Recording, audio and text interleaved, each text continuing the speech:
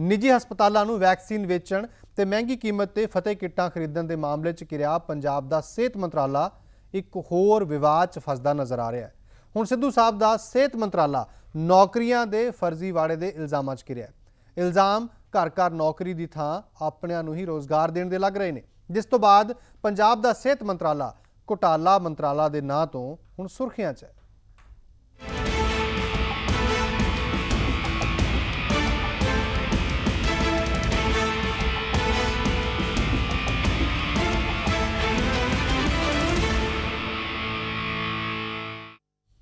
PTC news अज एक होर वड्डे घोटाले का खुलासा करन जा रहा है। खुलासा पंजाब के सेहत मंत्रालय नाल जुड़िया है ते इस घोटाले विच सेहत मंत्रालय के वड्डे अफसरां दे नज़दीकियां की भी भूमिका सवालों च घिरी है। कोरोना काल का फायदा चुक के किए गए इस घोटाले विच पंजाब सरकार की अपने घर नौकरी देने की नीति भी मुड़ तो जगजार हो रही है।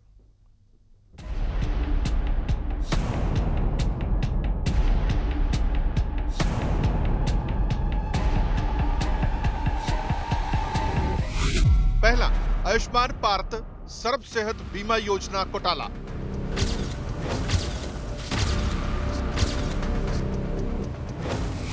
फिर सामने आया वैक्सीनेशन घोटाला। इस तो बाद फतेह किटां दे घोटाले का खुलासा।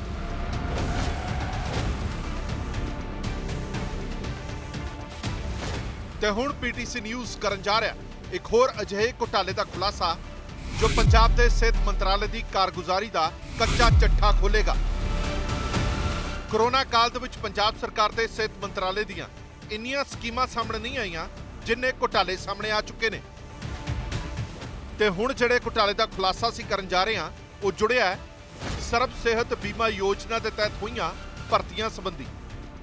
जिसने पंजाब सरकार की सिर्फ अपने घरां दे विच नौकरी देने की नीति नूं एक बार फिर तो साबित कर दिता है।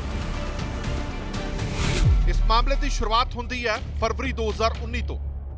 जो पंजाब सरकार की state health agency executive assistant सने कुछ होर पोस्टां दे लई इश्तिहार कढदी है।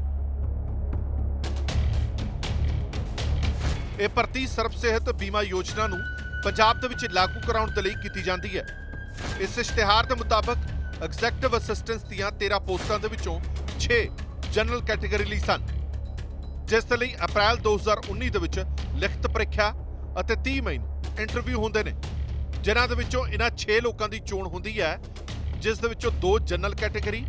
2 ਸ਼ਡਿਊਲ ਕਾਸਟ, 1 ਦਿਵਿਆਂਗ ਅਤੇ 1 ਬੈਕਵਰਡ ਕਲਾਸ ਦੇ ਉਮੀਦਵਾਰ ਸਨ। ਯਾਨੀ ਕਿ ਕੁੱਲ 13 ਦੇ ਵਿੱਚੋਂ ਸਿਰਫ 6 ਪੋਸਟਾਂ ਤੇ ਭਰਤੀ ਕੀਤੀ ਜਾਂਦੀ ਹੈ ਅਤੇ ਜਨਰਲ ਕੈਟਾਗਰੀ ਦੀਆਂ ਵੀ 6 ਦੇ ਵਿੱਚੋਂ ਸਿਰਫ 2 ਹੀ ਅਸਾਮੀਆਂ ਭਰੀਆਂ ਜਾਂਦੀਆਂ ਨੇ ਤੇ ਇਹਨਾਂ ਵਿੱਚੋਂ ਵੀ ਇੱਕ ਉਮੀਦਵਾਰ ਜੁਆਇਨਿੰਗ ਤੋਂ ਬਾਅਦ नौकरी छड़ दिंदा, यानी कि 5 असामियां मुड़ तो खाली रह जांदियां ने। हुण वारी आउंदी है घोटाले दी, क्योंकि इल्जाम ये लाए जा रहे हैं कि इन्हां 5 पोस्टां नूं भरन दे लई स्टेट हैल्थ एजेंसी योग उम्मीदवारां दी थां उन्हां लोकां नूं चुप चपीते भर्ती कर लैंदी है जिन्हां ने ना ही कोई पेपर दिता, ना ही कोई इंटरव्यू, इत्थों तक कि इन्हां पोस्टां दे लई अपलाई तक नहीं कीता। इस घोटाले का खुलासा करने वाला नौजवान जो मानसा का रहने वाला है, उसने पहला आरटीआई के जरिए और फिर हाई कोर्ट विच पटीशन दायर करके इस मामले की जांच की मांग की है। 2019 ਦੇ ਵਿੱਚ ਪੰਜਾਬ ਗਵਰਨਮੈਂਟ ਦੁਆਰਾ ਆਯੁਸ਼ਮਾਨ ਭਾਰਤ ਸਰਵ ਸਿਹਤ ਬੀਮਾ ਯੋਜਨਾ ਦੇ ਅਧੀਨ ਕਾਫੀ ਪੋਸਟਾਂ ਪਬਲਿਸ਼ ਕੀਤੀਆਂ ਗਈਆਂ, ਜਿਸ ਦੇ ਵਿੱਚ ਮੈंने ਕਾਫੀ ਪੋਸਟਾਂ ਦੇ ਵਿੱਚ ਅਪਲਾਈ ਕੀਤਾ ਔਰ ਜਿਸ ਦੇ ਵਿੱਚ ਮੇਰਾ ਐਗਜ਼ੀਕਿਊਟਿਵ ਅਸਿਸਟੈਂਟ ਦੇ ਵਿੱਚ ਵੇਟਿੰਗ ਦੇ ਵਿੱਚ ਨੰਬਰ ਪਿਆ ਗਿਆ। लेकिन कुछ टाइम बीतने तो बाद मैंने पता चलिया कि उन्होंने द्वारा कोई वेटिंग लिस्ट कॉल नहीं की जा रही, तो मैंने आरटीआई फाइल की। आरटीआई का जवाब आया कि साढ़े कोल सफिशेंट स्टाफ है तो सानू हुण वेटिंग लिस्ट कॉल करने की कोई जरूरत नहीं है। दरअसल इस घोटाले का खुलासा करने वाला नौजवान जो कि मानसा का रहने वाला है, उसने एक आरटीआई पाई तो बाबा फरीद यूनिवर्सिटी जिथे इस भर्ती प्रक्रिया के लिखत पेपर करवाए गए सन, उन्होंने मुताबक विभाग ने कॉन्ट्रैक्ट बेसिस उत्ते भर्ती कर ली है ਅਤੇ ਹੁਣ ਹੋਰ ਭਰਤੀ नहीं की जाएगी। पर पटीशनकर्ता नूं उस वेले वड्डा झटका लग्या जदों उसनूं पता लग्या कि सेहत विभाग ने उन्हां लोकां नूं नौकरी दे दित्ती है जिन्हां ने ना ही इस नौकरी लई एप्लीकेशन दिता, ना ही पेपर ते ना ही इंटरव्यू। ਸਗੋਂ ਬੈਕਡੋਰ ਐਂਟਰੀ ਦੇ ਤਹਿਤ ਉਹਨਾਂ 5 ਲੋਕਾਂ ਨੂੰ ਅਸਿਸਟੈਂਟ ਐਗਜ਼ੀਕਿਊਟਿਵ ਦੀ ਕੁਰਸੀ ਦੇ ਉੱਪਰ ਬਿਠਾ ਦਿੱਤਾ ਗਿਆ। ਉਹਨਾਂ ਇੱਕ ਆਫਿਸ ਆਰਡਰ ਦੇ ਵਿੱਚ ਪਤਾ ਚੱਲਿਆ ਕਿ ਉਹਨਾਂ ਦੁਆਰਾ ਉਹਨਾਂ ਦੇ ਰਿਸ਼ਤੇਦਾਰਾਂ ਜਾਂ ਕਰੀਬੀਆਂ ਨੂੰ ਜੋ ਕਿ ਯੋਗ ਵੀ ਨਹੀਂ ਸਨ ਉਹਨਾਂ ਨੂੰ ਰੱਖ ਲਿੱਤਾ ਗਿਆ ਹੈ। ਪਰੰਤੂ ਉਹਨਾਂ ਚੀਜ਼ਾਂ ਨੂੰ ਦੇਖਦੇ ਹੋਏ ਮੈਨੇ ਆਪਣਾ ਕੇਸ ਹਾਈ ਕੋਰਟ ਦੇ ਵਿੱਚ ਲਗਾਇਆ ਅਤੇ ਜਿਸ ਦੇ ਦੁਆਰਾ ਉਹਨਾਂ ਜੋ ਪਾਰਟੀ ਮੇਰੇ ਵੱਲੋਂ ਪਾਰਟੀ ਬਣਾਏ ਗਏ ਉਮੀਦਵਾਰ ਸਨ ਉਹਨਾਂ ਨੂੰ ਨੋਟਿਸ ਜਾਰੀ ਹੋਇਆ ਤੇ ਇਸ ਦੀ ਸੁਣਵਾਈ ਅੱਗੇ 19 ਜੁਲਾਈ ਨੂੰ ਹੋਵੇਗੀ, ਜਿਸ ਦੇ ਵਿੱਚ ਮੈਨੂੰ ਲੱਗਦਾ ਹੈ ਕਿ ਉਹ ਫੈਸਲਾ ਮੇਰੇ ਹੱਕ ਦੇ ਵਿੱਚ ਹੀ ਆਵੇਗਾ। ਇਲਜ਼ਾਮ ਇਹ ਵੀ ਲਾਏ ਜਾ ਰਹੇ ਕਿ ਭਰਤੀ ਕੀਤੇ ਗਏ ਲੋਕਾਂ ਦੇ ਵਿੱਚ ਸ਼ਾਇਨਾ ਛਾਬੜਾ ਅਤੇ ਅਵਨੀਤ ਕੌਰ ਦੀ ਭਰਤੀ ਨਿਯਮਾਂ ਨੂੰ ਛਿੱਕੇ ਟਾਂਕੀ ਕੀਤੀ ਗਈ ਹੈ। ਇੱਥੋਂ ਤੱਕ ਕਿ ਦਾਅਵਾ ਇਹ ਵੀ ਕੀਤਾ ਜਾ ਰਿਹਾ ਕਿ ਅਵਨੀਤ ਕੌਰ ਸਿਹਤ ਮੰਤਰਾਲੇ ਦੇ ਮੁੱਖ ਸਕੱਤਰ ਦੇ ਪੀਏ ਹਰਜੀਤ ਸਿੰਘ ਦੀ ਬੇਟੀ ਹੈ, ਜਦਕਿ ਬਾਕੀ ਭਰਤੀ ਕੀਤੇ ਲੋਕਾਂ ਨੂੰ ਵੀ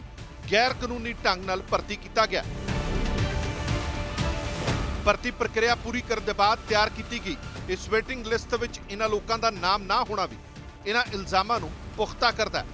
ਕਿਉਂਕਿ ਜਿਨ੍ਹਾਂ ਨੂੰ ਭਰਤੀ ਕੀਤਾ ਗਿਆ ਉਹਨਾਂ ਦਾ ਨਾਮ ਤਾਂ ਵੇਟਿੰਗ ਲਿਸਟ ਦੇ ਵਿੱਚ ਹੈ ਹੀ ਨਹੀਂ ਸੀ। ਇਸ ਤੋਂ ਇਲਾਵਾ ਹੋਰ ਅਸਾਮੀਆਂ ਦੇ ਵੀ ਤਕਰੀਬਨ 24 ਲੋਕਾਂ ਦੀ ਬੈਕਡੋਰ ਐਂਟਰੀ ਕਰਵਾਏ ਜਾਣ ਦੇ ਇਲਜ਼ਾਮ ਵੀ ਇਸ ਪਟੀਸ਼ਨ ਦੇ ਵਿੱਚ ਲਗਾਏ ਗਏ ਨੇ।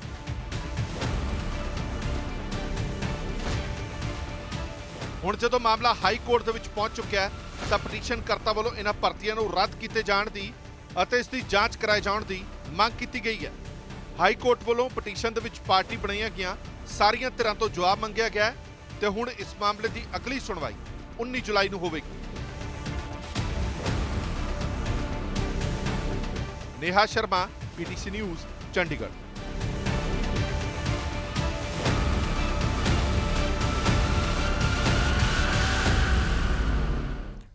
ਇਸ ਪੂਰੇ ਖੁਲਾਸੇ ਤੋਂ ਬਾਅਦ ਪਟੀਸ਼ਨਕਰਤਾ ਦੇ ਵਕੀਲ ਜੋ ਕਿ ਹਾਈ ਕੋਰਟ ਵਿੱਚ ਇਸ ਮਾਮਲੇ ਦੀ ਪੈਰਵੀ ਕਰ ਰਹੇ ਨੇ ਉਹਨਾਂ ਨਾਲ ਖਾਸ ਗੱਲਬਾਤ ਕੀਤੀ ਹੈ ਸਾਡੀ ਪੱਤਰਕਾਰ ਨੇਹਾ ਸ਼ਰਮਾ ਨੇ, ਉਹ ਵੀ ਤੁਹਾਨੂੰ ਸੁਣਾਉਂਦੇ ਹਾਂ।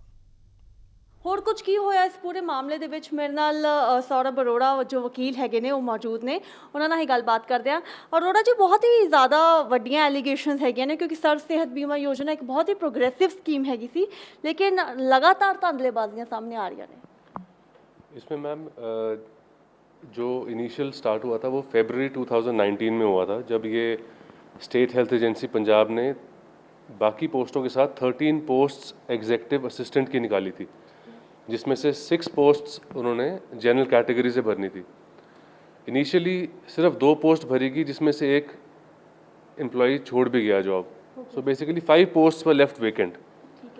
सब्सिक्वेंटली जैसे जो हाई कोर्ट में पिटिशनर आए हैं उन्होंने अप्लाई किया, एग्ज़ाम दिया, इंटरव्यू दिया, शॉर्ट लिस्ट हुए, अल्टीमेटली उनको अपॉइंटमेंट नहीं मिली और उन्होंने बाद में पता लगा सितंबर 2020 में कि कुछ ऐसी अपॉइंटमेंट्स की गई हैं जिन्होंने एग्ज़ाम भी नहीं दिया, इंटरव्यू भी नहीं दिया एंड दे वर अपॉइंटेड। इसमें कुछ ऐसे भी लोग थे जो हेल्थ डिपार्टमेंट के हुसन लाल जी हैं, he is the principal secretary, उनके पर्सनल असिस्टेंट की डॉटर को भी अपॉइंटमेंट मिली है। So this all came to picture in September 2020 during the lockdown, because lockdown लगा था मार्च 2020 में और उसके बाद ये अपॉइंटमेंट्स इन्होंने की हैं। एडवर्टीजमेंट पहले की थी। ਸੌਰਭ ਜੀ, ਅਗਰ ਤੁਸੀਂ ਇਲੈਬੋਰੇਟਿਵਲੀ ਦੱਸੋ ਕਿ ਐਲੀਗੇਸ਼ਨਸ ਆਏ ਨੇ ਕਿ ਬੈਕਡੋਰ ਐਂਟਰੀਜ਼ ਹੋਈਆਂ ਨੇ, ਕੁਝ ਲੋਕ ਜਿਹੜੇ ਜਿਨ੍ਹਾਂ ਨੇ ਐਗਜ਼ਾਮਸ ਵੀ ਨਹੀਂ ਦਿੱਤੇ ਉਹਨਾਂ ਦੀਆਂ ਭਰਤੀਆਂ ਹੋਈਆਂ। ਸੋ ਕੌਣ ਲੋਕ ਹੈਗੇ ਸਨ ਔਰ ਹਾਈ ਕੋਰਟ ਦੇ ਵਿੱਚ ਵੀ ਜਦੋਂ ਇਹ ਮਾਮਲਾ ਪਹੁੰਚਿਆ ਤੇ ਹਾਈ ਕੋਰਟ ਨੇ ਵੀ ਪੂਰਾ ਪੁਆਇੰਟ ਆਊਟ ਕੀਤਾ ਇਸ ਨੂੰ। जी, हाई कोर्ट ने जब नोटिस इशू किया स्टेट को, उसमें भी इंटरिम ऑर्डर में भी इनके बारे में मेंशन किया था। इसमें हमने रिस्पोंडेंट बनाया है, नंबर 4 पे हैं Shaina Chhabra. She did not qualify, she had no qualifications for the set post of executive assistant, she is merely a BTech. और जबकि जो एज़ पर द एडवर्टाइजमेंट है इसमें जो मिनिमम क्वालिफिकेशन थी वो थी graduation in any subject and MBA और MCA और पोस्ट ग्रेजुएट और पोस्ट ग्रेजुएशन इन आर्ट्स और साइंस और commerce. So she was merely BTech, she was not even qualified, but she has been appointed subsequently. Another person जो respondent number 5 में plead किए हैं, that is Avneet Kaur. ये daughter है personal assistant जो principal secretary हैं श्री हुसन लाल जी की,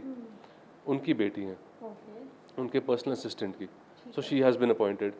and more persons have been appointed जिन्होंने ना ही एग्ज़ाम दिया ना ही इंटरव्यू दी,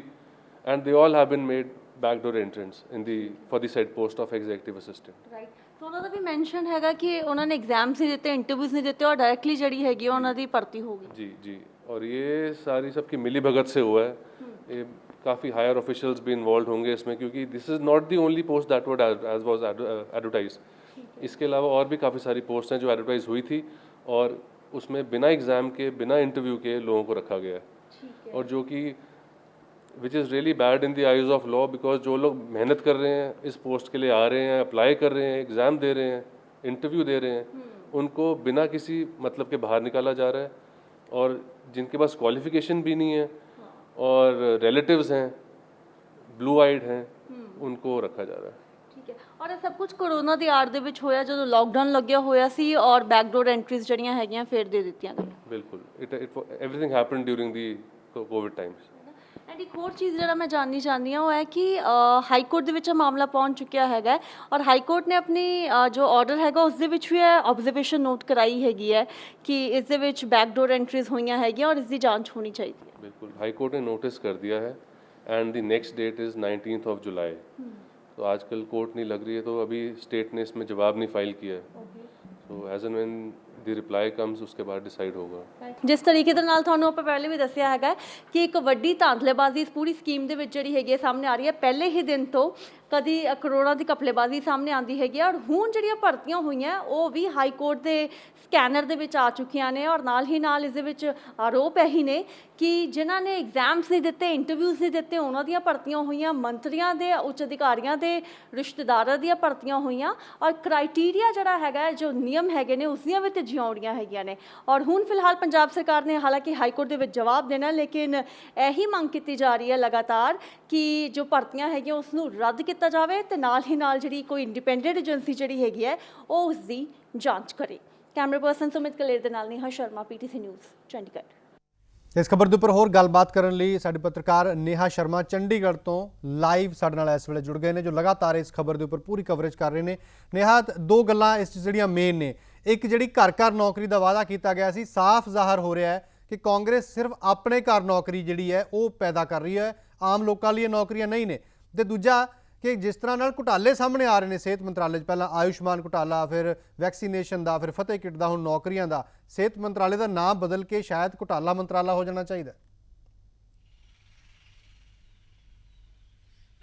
ਬਲਵਿੰਦਰ, ਜੋ ਆਰੋਪ ਲੱਗ ਰਹੇ ਹੈਗੇ ਨੇ ਔਰ ਜੋ ਆਰੋਪ ਲਗਾ ਵੀ ਰਹੇ ਹੈਗੇ ਆ ਉਸ ਦੇ ਵਿੱਚ ਪੂਰੇ ਡਾਕੂਮੈਂਟੇਸ਼ਨ ਜਿਹੜੀ ਹੈਗੀ ਉਹ ਬਿਲਕੁਲ ਮੌਜੂਦ ਹੈਗੀ ਔਰ ਇਸੇ ਕਾਰਨ ਜਿਹੜਾ ਹੈਗਾ ਬਿਲਕੁਲ ਫੈਕਟਸ ਐਂਡ ਫਿਗਰਸ ਕਲੀਅਰ ਕਰਕੇ ਆਪਾਂ ਬੋਲ ਰਹੇ ਹੈਗੇ ਆ ਕਿ ਕਿਸ ਤਰੀਕੇ ਦੇ ਨਾਲ, ਜਿੱਦਾਂ ਤੁਸੀਂ ਵੀ ਬੋਲਿਆ ਕਿ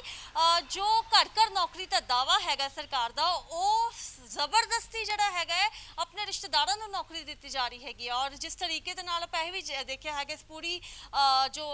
ਆਰੋਪ ਵੀ ਲੱਗ ਰਹੇ ਹੈਗੇ ਨੇ ਕਿ ਕਿਸ ਤਰੀਕੇ ਦੇ ਨਾਲ ਕੁਝ ਲੋਕਾਂ ਨੇ ਜਿਹੜਾ ਹੈਗਾ ਨਿਯਮਾਂ ਨੂੰ ਬਿਲਕੁਲ ਛਿੱਕੇ ਤੇ ਟੰਗਿਆ ਹੈਗਾ, ਇੱਥੋਂ ਤੱਕ ਕਿ ਅਪਲਾਈ ਵੀ ਨਹੀਂ ਕੀਤਾ, ਐਗਜ਼ਾਮਸ ਨਹੀਂ ਦਿੱਤੇ ਹੈਗੇ, ਇੰਟਰਵਿਊਜ਼ ਨਹੀਂ ਦਿੱਤੀਆਂ ਔਰ ਬੈਕਡੋਰ ਐਂਟਰੀ ਜਿਹੜੀ ਹੈਗੀ ਹੈ ਬਲਵਿੰਦਰ ਉਹ ਹੋਈ ਹੈਗੀ ਇਹਨਾਂ ਪੋਸਟਾਂ ਦੇ ਵਿੱਚ। ਔਰ ਇਹ ਸਿਰਫ ਆਪਾਂ 6 ਪੋਸਟਾਂ ਦੀ ਗੱਲ ਨਹੀਂ ਕਰ ਰਹੇ ਹੈਗੇ ਬਲਵਿੰਦਰ, ਕਿਉਂਕਿ ਇਸ ਦੇ ਵਿੱਚ ਕਾਫੀ ਜ਼ਿਆਦਾ ਪੋਸਟਾਂ ਹੈਗੀਆਂ ਸਨ, ਚਾਹੇ ਉਹ ਐਗਜ਼ੈਕਟਿਵ ਅਸਿਸਟੈਂਟਸ ਦੀਆਂ ਹੋਣ, ਚਾਹੇ ਉਹ ਡੇਟਾ ਐਂਟਰੀ ਆਪਰੇਟਰਸ ਹੋਣ, ਚਾਹੇ ਉਹ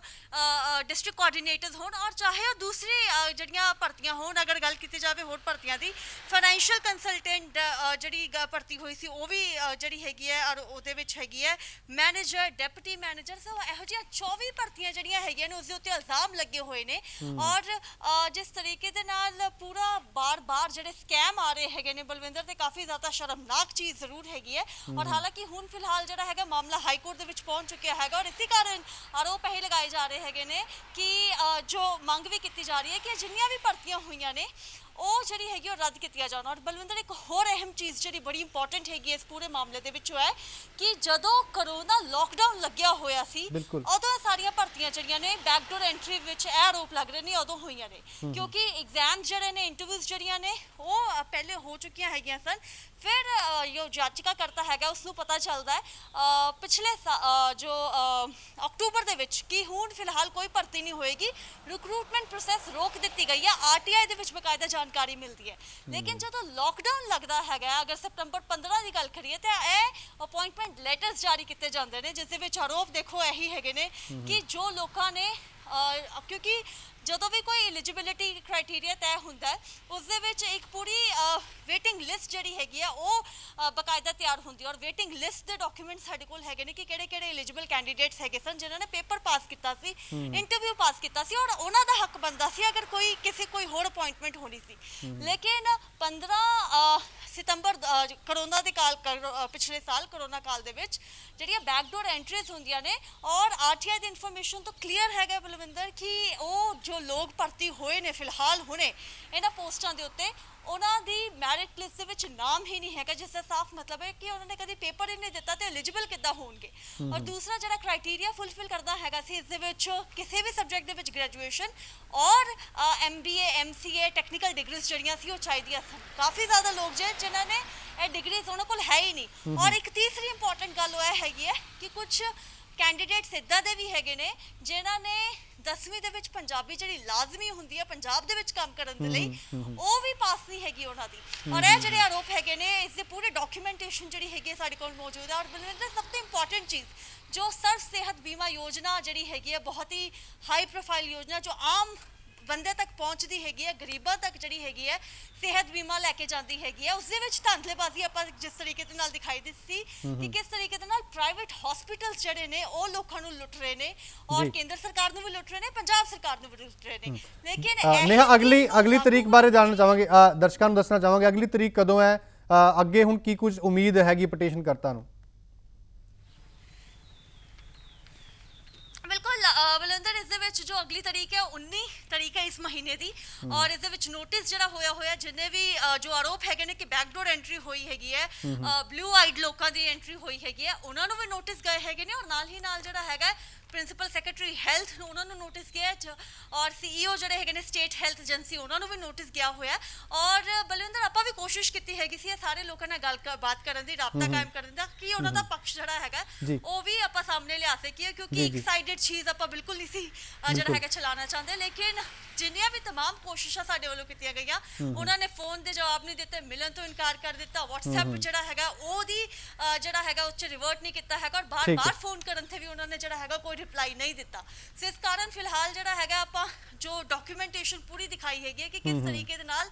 ਇੰਨੇ ਵੱਡੇ ਚੀਜ਼ ਦੇ ਵਿੱਚ ਔਰ ਜਦੋਂ ਕਰੋਨਾ ਕਾਲ ਚੱਲ ਰਿਹਾ ਹੈਗਾ, ਜਦੋਂ ਆਮ ਬੰਦਾ ਮਰ ਰਿਹਾ ਹੈ ਔਰ ਸਰਕਾਰ ਨੇ ਇੱਕ ਸਕੀਮ ਲਾਗੂ ਕੀਤੀ ਹੋਈ ਹੈ ਕਿ ਜੋ ਆਮ ਲੋਕ ਹੈ ਗਰੀਬ ਤਬਕਾ ਹੈਗਾ ਉਹ ਜਾ ਕੇ ਆਪਣਾ ਮੁਫਤ ਇਲਾਜ ਕਰਾ ਸਕਦਾ ਹੈ। ਤੁਹਾਡੀ ਗੱਲ ਪੂਰੀ ਪਹੁੰਚ ਗਈ ਹੈ, ਬਹੁਤ ਵੱਡੀ ਤੁਸੀਂ ਜਾਣਕਾਰੀ ਦੇ ਰਹੇ ਹੋ, ਇਹ ਬਹੁਤ ਵੱਡਾ ਖੁਲਾਸਾ ਤੁਹਾਡੇ ਵੱਲੋਂ ਬਹੁਤ ਧੰਨਵਾਦ ਕਰੂੰਗਾ ਇੰਨੀ ਵੱਡੀ ਖਬਰ ਦਰਸ਼ਕਾਂ ਤੱਕ ਲੈ ਕੇ ਆਉਣ ਦੀ। ਆਪ ਦਾ ਮੇ ਅਫਸਰ ਇੱਕ ਨਾਰਾ ਆਇਆ ਸੀ ਆਮ ਲੋਕਾਂ ਲਈ, ਪਰ ਸ਼ਾਇਦ ਲੱਗਦਾ ਸਰਕਾਰਾਂ ਇਸ ਦਾ ਸਹੀ ਫਾਇਦਾ ਚੱਕ ਰਹੀਆਂ ਨੇ। ਪਹਿਲਾਂ ਕੇਂਦਰ ਸਰਕਾਰ ਨੇ ਖੇਤੀ ਕਾਨੂੰਨ ਉਹ ਲਾਗੂ ਕੀਤੇ ਸਨ ਉਸੇ ਕਰੋਨਾ ਕਾਲ ਦੇ ਵਿੱਚ, ਤੇ ਹੁਣ ਇਹ ਜਿੰਨੇ ਵੀ ਇਲਜ਼ਾਮ ਲੱਗ ਰਹੇ ਨੇ ਘੁਟਾਲੇ ਦੇ ਨੌਕਰੀਆਂ ਦੇ ਇਹ ਸਾਰੇ ਦੇ ਸਾਰੇ ਕਰੋਨਾ ਕਾਲ 'ਚ ਕੀਤੇ ਗਏ ਨੇ ਜਦੋਂ ਆਮ ਲੋਕ ਘਰਾਂ 'ਚ ਬੈਠੇ ਸਨ ਤਾਂ ਪਿੱਛੋਂ ਇਹ ਚੀਜ਼ਾਂ ਹੋ ਰਹੀਆਂ ਸਨ। ਇੱਕ ਸ਼ਖਸ ਤਾਂ ਹਾਈ ਕੋਰਟ ਪਹੁੰਚ ਗਿਆ, ਉਸਨੇ RTI ਪਾਈ, ਫਿਰ ਹਾਈ ਕੋਰਟ 'ਚ ਪਟੀਸ਼ਨ ਪਾਈ, ਹੋਰ ਪਤਾ ਨਹੀਂ ਕਿੰਨੇ ਇਸ ਤਰ੍ਹਾਂ ਦੇ ਹੋਣਗੇ ਜਿਹੜੇ ਚੁੱਪ ਕਰਕੇ ਬੈਠੇ ਹੋਣਗੇ। ਉੱਥੇ ਵੀ ਦੇਖਣ ਵਾਲੀ ਗੱਲ ਹੈ। ਹੁਣ ਹਾਈ ਕੋਰਟ 'ਚ ਇਸ ਦੀ ਸੁਣਵਾਈ ਹੋਏਗੀ, ਦੇਖਣਾ ਹੋਏਗਾ ਇਹ ਨੌਕਰੀਆਂ ਦੇ ਉੱਤੇ ਕੀ ਕਾਂਟਾ ਵੱਜਦਾ ਹੈ, ਹਾਈ ਕੋਰਟ ਕਿੰਨੀ ਸਖਤ ਟਿੱਪਣੀ ਕਰਦਾ ਹੈ, ਇਸ ਦੇ ਉੱਪਰ ਵੀ ਸਾਡੀ ਨਜ਼ਰ ਬਣੀ ਰਹੇਗੀ।